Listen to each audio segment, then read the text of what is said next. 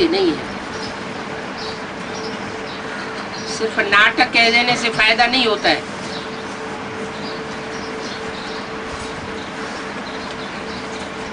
हम पार्ट भी बजाते हैं। तो एक्टर होकर ड्रामा की आदि मध्यंत को जानना चाहिए। पहले तो हर एक्टर को अपना जानना चाहिए कि हमारी आत्मा का आदि क्या है, आदि स्वरूप क्या है, मध्य स्वरूप क्या है और अंत में हमारा क्या असर होता है, जानना चाहिए ना।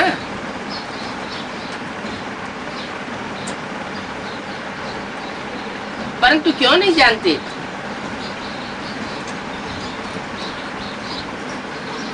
अभी तो जान लेना चाहिए।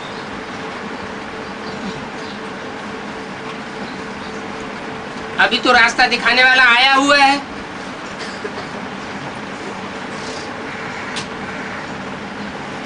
गुरुदेव बताए रहा है कि ऐसे ऐसे मंथन चलावेंगे, ऐसे ऐसे पुरुषार्थ करेंगे, ऐसे ऐसे चिंतन चलावेंगे तो तुम्हारी बुद्धि में अपना पार्ट आ जाएगा। पहले तो अपने बाप का पार्ट आ जाएगा।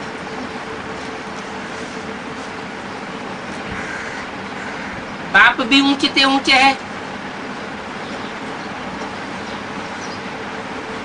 और नीचे नीचे भी बाप है, तो नंबरवार ऊंचे बाप भी है। जिनको अपने ऊंचे बाप का पता चलेगा तो अपनी ऊंचाई का भी पता चलेगा। क्योंकि ये बेहद का ड्रामा है। क्रिश्चियन लोग ये थोड़ा ही जानते होंगे कि क्राइस्ट अब कितने दिनों के बाद आवेगा। तुम तो जानते हो, तुम बच्चों को सब मालूम है। मनुष्य तो सिर्फ कह देते हैं परमपिता परमात्मा ज्ञान का सागर है। कैसे ज्ञान का सागर है? क्या एक एक की हिस्ट्री को जानता है?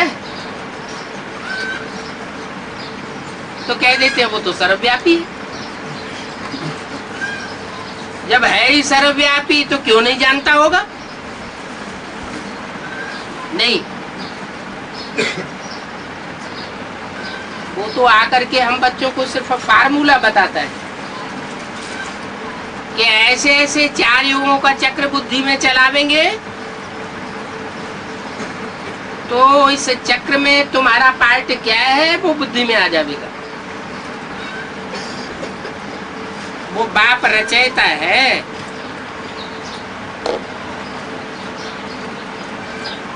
कौन सा बाप रचयिता है? सुप्रीम सोल बाप रचयिता है, या सुप्रीम सोल जिस साकार तन में आता है उसमें पार्ट बजा कर रचयिता है?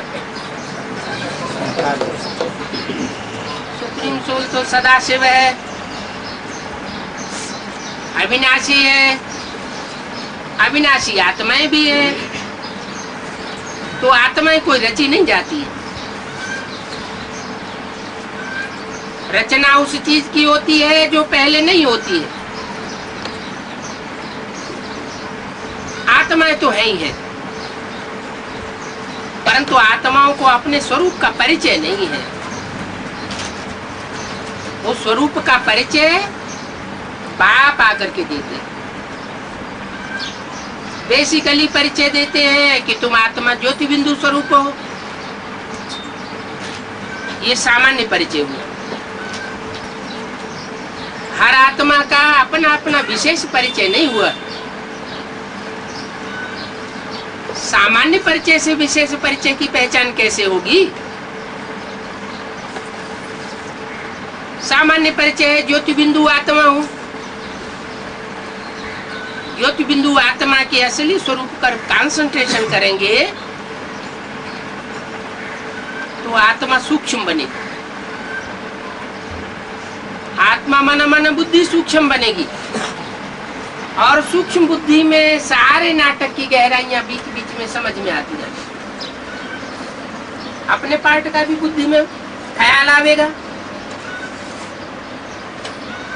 क्योंकि जैसे जैसे जिन जिन आत्माओं के साथ समय की सुई घूमती है, तो उन आत्माओं के साथ लिया हुआ दिया हुआ सुख दुख बुद्धि में चलता है। ये तो है शूटिंग का पीरियड। संगम युग में हर एक आत्मा के अनेक जन्म क्लियर होने, तो रील घूम रही है। बाप कहते हैं ये सब बनी बनाई बन रही,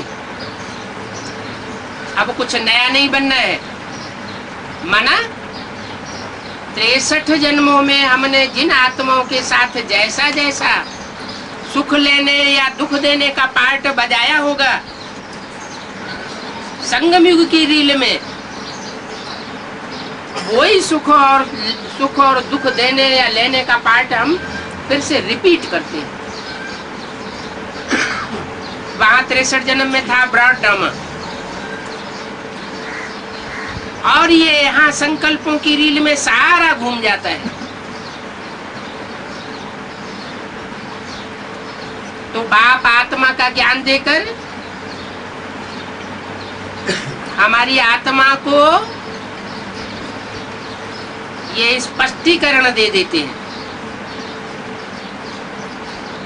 कि तुम आत्मा कैसे कैसे अपने पार्ट को पहचान जाती है। तो बाप रचयिता भी है। क्या हमारे पार्ट की रचना करता है? पार्ट की रचना नहीं करता, लेकिन वो तौर तरीके हमारी बुद्धि में भर देता है जिससे हम अपने पार्ट को पहचान सके। फिर पालना भी कराते हैं, विनाश भी कराते हैं। तो तुम सब जानते हो, भिन्न भिन्न सेंटर पर जो भी सभी ब्रह्मा कुमार कुमारियां हैं, ब्राह्मण ब्राह्मणियां हैं, उन सबको हर एक को हक है बाप को पत्र लिखने का। अब कोई लिखे या न लिखे,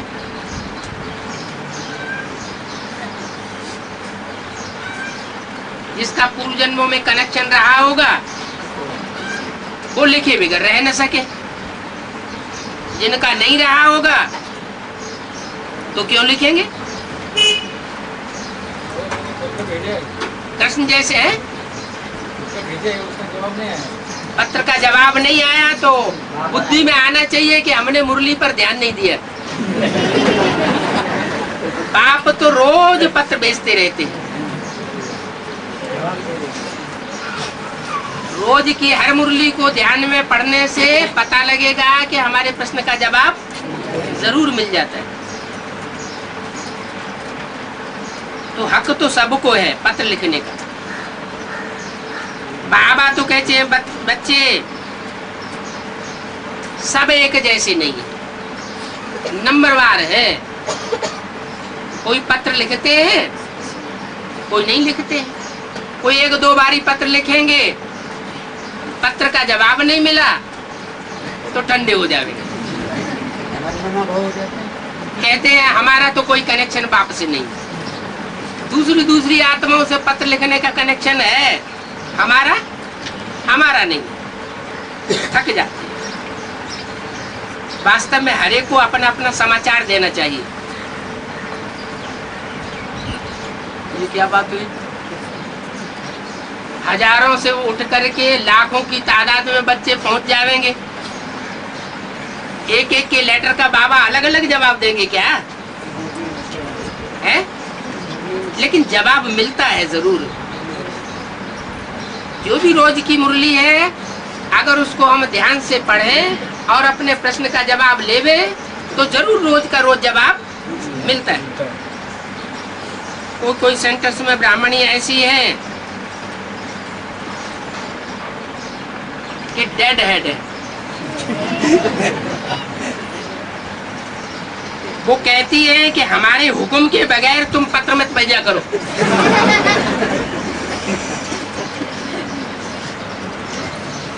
बाप का तो डायरेक्शन है कि बाप को कोई भी बच्चा डायरेक्ट पत्र लिख सकता है, डायरेक्ट पत्र मंगा सकता है। इसमें बीच में किसी को चेकिंग कराने की दरकार नहीं है। हाँ, दूसरों को अगर कोई पत्र लिखते हैं और सरेंडर हैंड्स हैं तो जरूरी है कि वो अपने लेटर से चेक कराए ले ब्राह्मणी से। बिना चेक किया हुआ लेटर कोई भी पार्टी को, कोई भी माता को, कोई भी भाई को पास नहीं करना चाहिए। अगर पास करते हैं तो श्रीमत की बरखिलाफी करते हैं। ब्राह्मणियां मेले करती हैं, मेले मेला खड़े करती है, आपस में मिलती जुलती रहती है।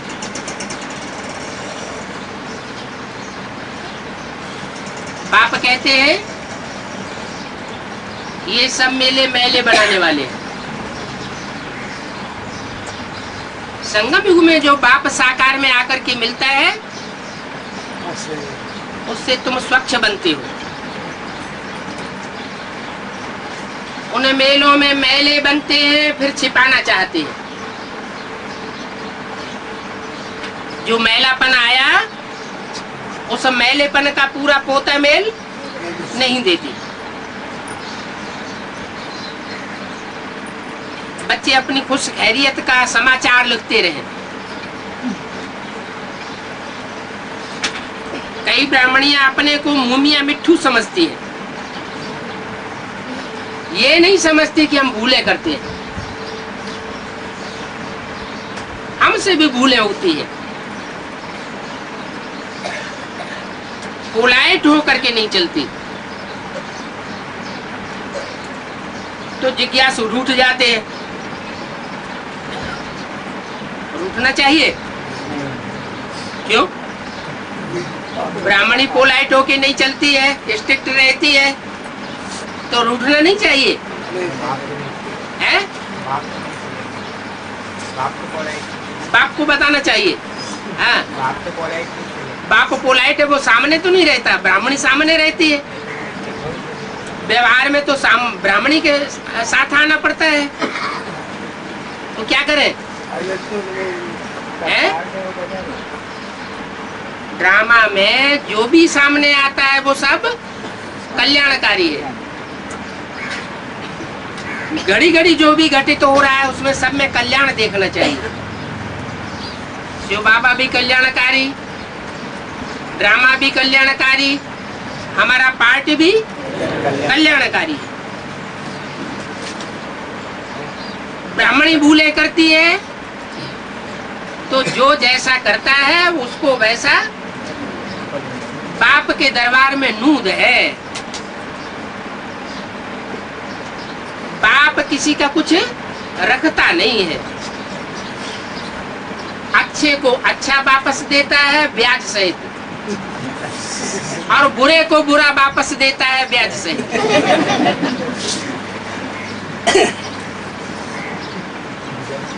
जिज्ञासु रूठ जाते हैं, आना छोड़ देते हैं।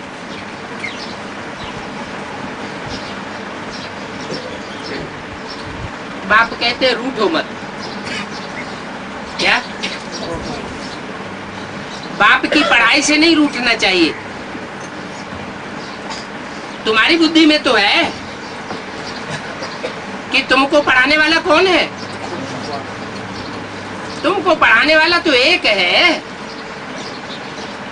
ब्राह्मणियां भी तो पढ़ाई रही है ना। एक बाप से पढ़ाई पढ़ करके ही पढ़ाते हैं। पढ़ाई तो एक ही है और एक के द्वारा है। जिज्ञासु आना छोड़ देते हैं। ब्राह्मणियां कहती हैं हमारे बिगर पूछे बाबा को पत्र लिखो, इसलिए बाबा कहते हैं सब बच्चों को हक है बाबा को पत्र लिखने का, साफ समाचार देना चाहिए। ब्राह्मणी ठीक नहीं पढ़ाती है, नवाबी दिखाती है, कोई डिसर्विस करती है, तो समाचार देने से उनको सावधानी मिलेगी। अब सावधानी मिलेगी। बाबा को समाचार देंगे तो सावधानी मिलेगी। समाचार कौन देवे हैं? बच्चे समाचार देंगे और बच्चों को डर लगता हो तो अपना कर्तव्य और अपना अकर्तव्य अगर कोई छिपावेंगे तो विकर्म बढ़ते जाएंगे। बच्चे हर प्रकार का समाचार दे सकते हैं। बाबा से कोई भी समाचार छिपाना नहीं चाहिए। टीचर का भी समाचार दे सकते हैं। अज्ञान काल में भी टीचर की रिपोर्ट प्रिंसिपल को करते थे ना, तो यहाँ भी कर सकते हैं कि इनको बदली करो। यहाँ कभी बाबा के पास ब्राह्मणी की रिपोर्ट आती है तो बाबा बहुतों को बदली भी कर देते हैं। कहाँ कहाँ है? बम्बई में।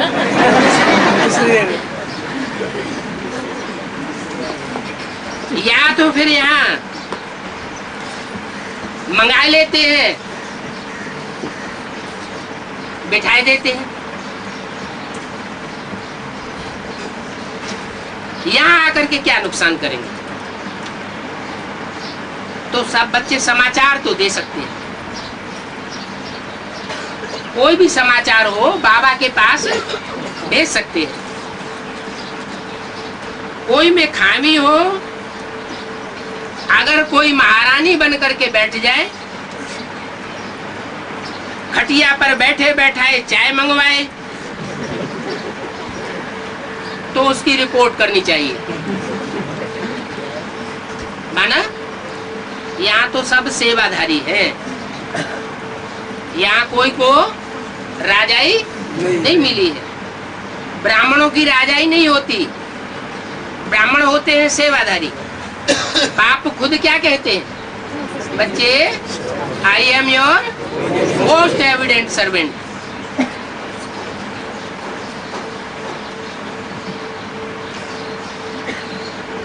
तो बाप जब खुद छोटा बन करके आता है तो बच्चों को बड़ा बन करके बैठने का सवाल नहीं। अगर यहाँ जास्ती फुर्सतों में मौज में रहेंगे तो वहां का घाटा पड़ जाएगा। ये माया है ना, नशे में ले आती है।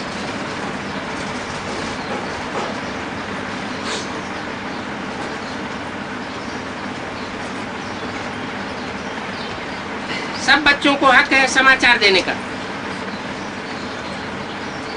सेंटर चलाने वाली ब्राह्मणी से कई बच्चे भी होशियार हो जाते हैं।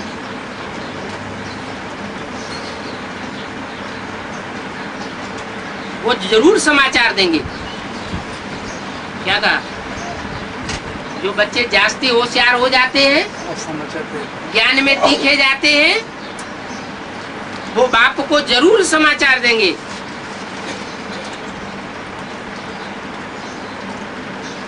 अगर समाचार नहीं देते हैं तो फिर हिल पड़ेगा, फिर डिसर्विस हो जाती है। बाप कहते हैं मूल बात है याद की। याद की पावर होगी तो सब सहज सहज चलता जाएगा। समझाने में भी नशा चढ़ जाता है। हर हठ योगियों को राजयोग का बिल्कुल पता नहीं है। क्या बात हुई?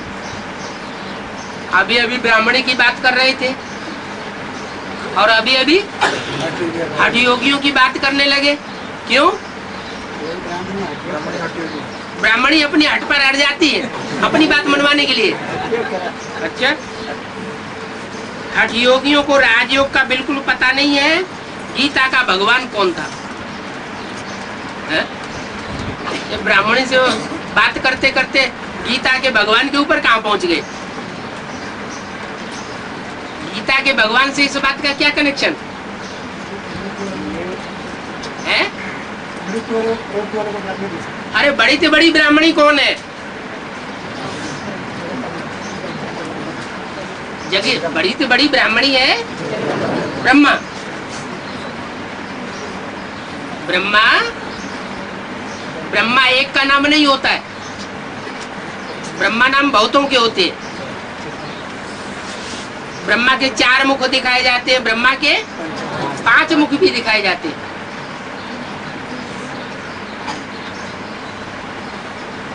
और बैल का पार्ट किसका बताया है? ब्रह्मा का। माने अड़ जाता है क्या? बैल क्या करता है?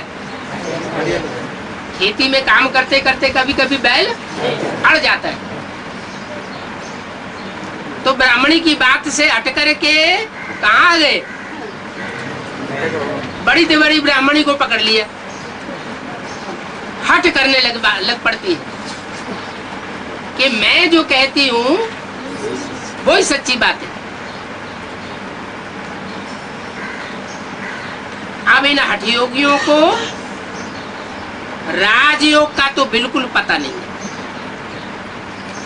कि गीता का भगवान कौन था, है? माने ब्रह्मा को और ब्रह्मा के जो भी फॉलोअर्स हैं, ब्रह्मा कुमारी कुमारियां, उनको बिल्कुल पता नहीं है कि गीता का भगवान कौन था। क्या समझती है ब्रह्मा कुमारियां? हैं? वो समझती है कि दादा लेखराज ब्रह्मा उर्फ कृष्ण की सोल ही गीता का साकार भगवान है। जब ब्रह्मा ही गीता का साकार भगवान है तो ओरिजिनल ब्रह्मा कौन?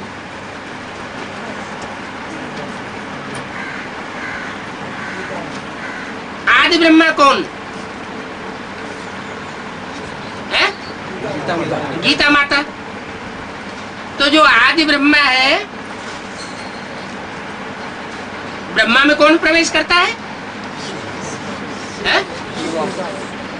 शिव बाबा की शिव बाप? कोई कहता है शिव बाबा, कोई कहता है शिव बाप। शिव बाबा प्रवेश करता है, शिव बाप प्रवेश करता है। तो सर्वव्यापी हो गया क्या? शिव बाप मुकर्रर रूप से प्रजापिता में प्रवेश करता है या ब्रह्मा में प्रवेश करता है? सुनने सुनाने का पाठ बजाने वाला है? सुनने सुनाने का पाठ बजाने जब दादा को सत्संग हुए, सुनने सुनाने का पाठ बजाने के लिए शिव बाबा प्रवेश करता है। शिव बाप जो है वो सुनने और सुनाने का भक्ति मार्ग का फाउंडेशन डालने के लिए आता है। आता है क्या? सुनने सुनाने का फाउंडेशन डालने के लिए नहीं आता है। उसके आने का मकसद क्या है? भक्ति को खलास करने के लिए आता है और ज्ञान का फाउंडेशन डालने के लिए आता है। तो ब्रह्मा क्या समझ के बैठ जाते हैं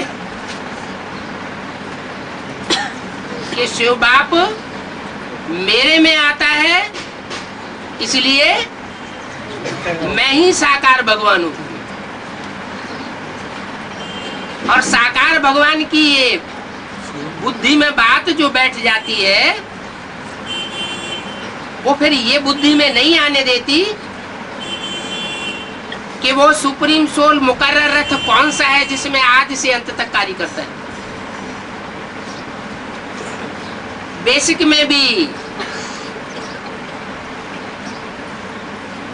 ब्रह्मा ही ब्रह्मा चिल्लाते चिल्लाते ब्रह्मा कुमारियों के 8 फेल होने लगे, ब्रह्मा का भी 8 फेल हो गया।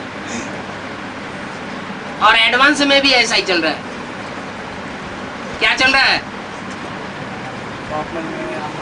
ये नहीं समझते कि माँ का पार्ट बजाने वाला और बाप का पार्ट बजाने वाला एक ही आत्मा है। कौन? Supreme soul. वो सुप्रीम सोल शिव ही दादा लेखराज ब्रह्मा में प्रवेश करके सहनशीलता की अति का पार्ट बजाता है। नहीं तो दादा लेखराज के और भी तो जन्म पहले हो चुके हैं, 63 जन्म। उन जन्मों में सहनशीलता का ऐसा पार्ट क्यों नहीं बजाया? वास्तव में सारी जगत की माता का पाठ भी कौन बजाता है? परमात्मा शिव ही बजाता है। और सारी सृष्टि को वर्षा देने और सारी सृष्टि में ज्ञान का बीज बोने का पाठ भी बाप ही बजाता है। वो बाप भी है, वो माता भी है, लेकिन साकार तन अलग अलग होता है। एक के द्वारा माता का पाठ बजाता है, दूसरे के द्वारा पिता का पाठ बजाता है। जिसके द्वारा पिता का पाठ बजाता है मुकर्रर रूप से, उसे प्रजापिता कहा जाता है। प्रजापिता एक ही होता है और ब्रह्मा अनेकों के नाम हो जाते हैं।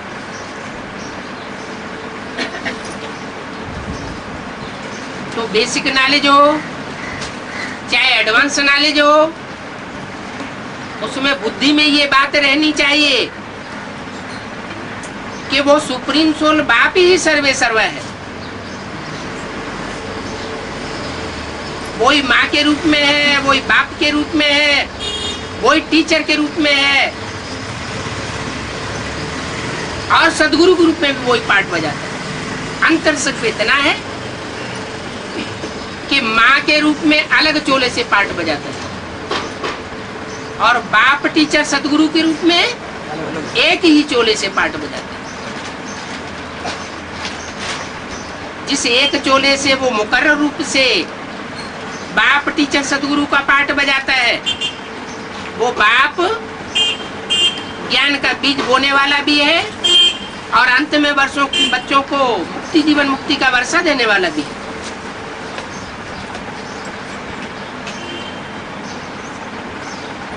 जो ब्रह्मा मुख से मुरली उच्चारित की जाती है,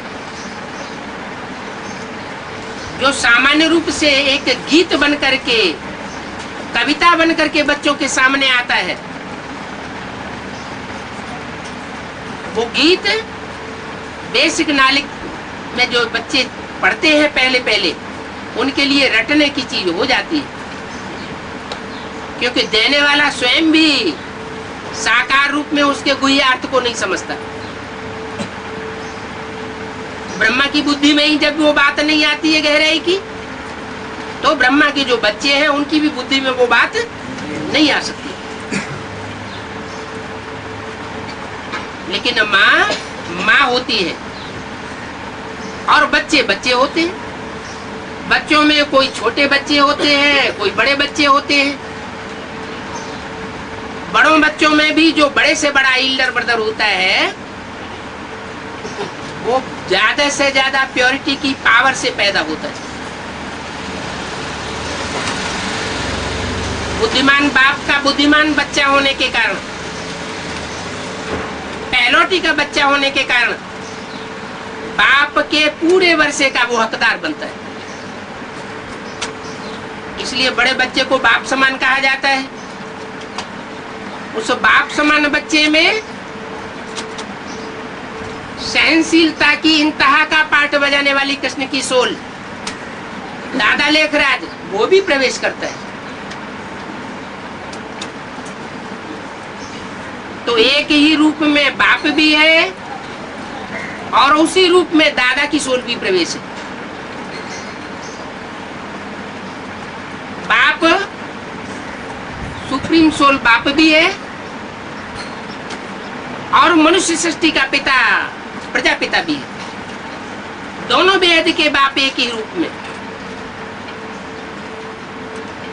और जो मनुष्य सृष्टि का पिता है, उससे पैदा होने वाला साकार सृष्टि में जो कृष्ण बच्चा बनता है, माना दादा का पाठ बजाने वाली आत्मा, वो भी उसमें मौजूद है। ये लोगों की कहने की भाषा में आता है, आज भी ज्यादा दादागिरी दिखाता है। तो वो ब्रह्मा की सोल जो बड़े के बच्चे के रूप में इस सृष्टि पर पहले आती है, वो सभी मनुष्य आत्माओं के लिए जैसे दादा हो जाता है। तो एक ही रूप में बाप भी है और दादा भी है। बाप दादा कंबाइंड हो जाते हैं। उन कंबाइंड स्वरूप को ही भक्ति मार्ग में अर्धनारीश्वर के रूप में बताई दिया। कैसे? वो आधा रूप माता का भी उसमें है और आधा रूप पिता का भी है। उसमें आधा रूप पिता का है शंकर के रूप में और आधा रूप माता का है ब्रह्मा के रूप में।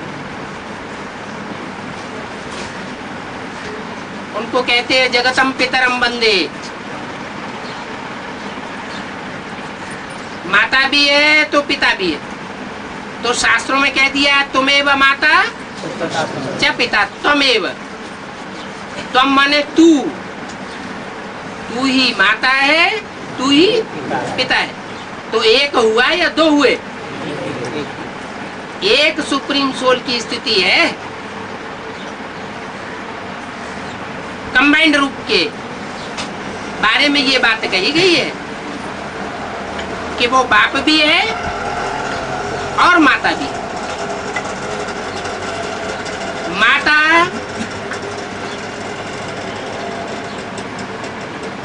वो माता और तू है जग की भाग्य विधाता। बाप को क्यों नहीं छोड़ दिया? बाप जग का भाग्य विधाता नहीं है? कहा तो जाता है भाग्य विधाता, भाग्य विधात्री नहीं कहा जाता है। तो माता को इतना मान क्यों दिया है? इसलिए मान दिया कि जो भी पुरुष चोले है वो सब दुर्योधन दुशासन के रूप में, चाहे वो ब्रह्मा का रूप हो, चाहे वो प्रजापिता का रूप हो, चाहे XYZ कोई भी बच्चे हो। पुरुष चोला है तो उनसे आशा नहीं की जा सकती कि वो स्वर्ग के गेट खोलेंगे।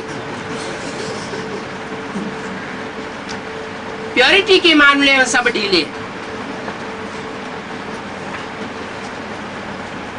उसमें भी भाव स्वभाव संस्कार के आधार पर भी दो हिस्से किए गए। एक है रुद्रमाला और दूसरी है विजयमाला। रुद्रमाला है बाप के बच्चों की माला। बाप के सब बच्चे हैं, बच्चियां कोई भी नहीं। और विजयमाला में, विजयमाला में सब बच्चियां हैं भाव स्वभाव संस्कार से। जन्म जन्मांतर की कौन सी बच्चियां? जिन्होंने प्योरिटी का पार्ट विशेष बजाया है। द्वापर कलयुग में भी जन्म जन्मांतर उन्होंने प्योरिटी को धारण करने का विशेष पुरुषार्थ किया। चाहे मुसलमानों का आक्रमण या हुआ हो, चाहे कोई भी आतताइयों का आक्रमण हुआ हो, वो विजयी वत्स ऐसे रहे हैं जिन्होंने विविचार की बू नहीं आने दी और प्योरिटी को पालन किया। प्योरिटी दुनिया की सबसे बड़ी ताकत है और वो ताकत माताओं कन्याओं में। तो माता को गुरु के रूप में मानना पड़ेगा और बातों में भले न माने, लेकिन प्योरिटी की बात जहां तक आती है तो झुकना पड़ेगा। हाँ, रावण कुंभकर्ण जैसे, दुर्योधन दुशासन जैसे, कंसी जरासंधी जैसे हो सकते हैं जो उनके ऊपर जबरदस्ती करते हैं, ऐसों को भी पछाड़ खानी पड़ती है। उनके सामने वो फिर जगदम्बा और महाकाली का रूप धारण कर लेती। हर चीज की अति होती है और अति के बाद अंत हो जाता है। तो सहन शक्ति की भी सीमा होती है। वो सीमा जब पार हो जाती है तो जो शक्ति है शिव की वो विकराल रूप धारण करती है। इस मामले में वो हठ का रूप भी पावरफुल हो जाता है।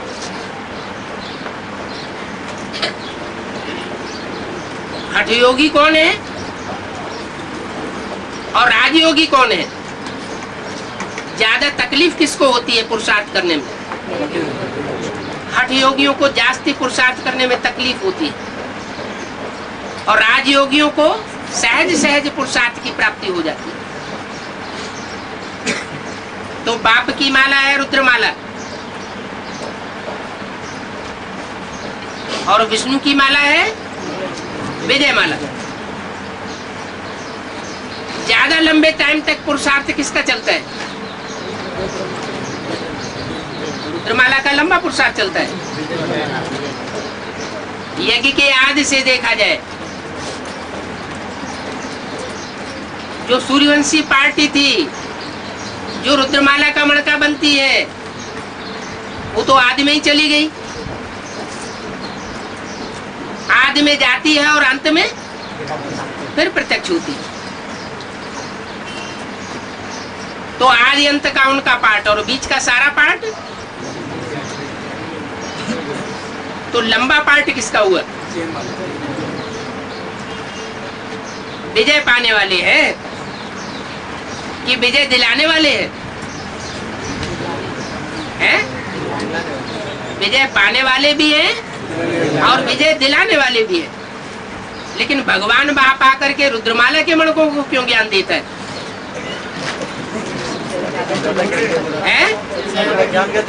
उनको ज्ञान इसलिए देता है कि पतितों को ही आकर के पावन बनाना।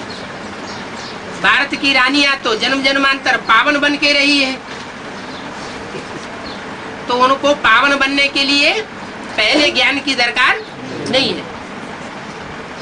इसलिए जो जन्म जन्मांतर पतित पने में जीवन बचाते रहे वही राजा बनने वाली आत्माएं पहले पहले ज्ञान लेती है, ज्ञान भी लेती जाती है और लोड़े भी खाती जाती है।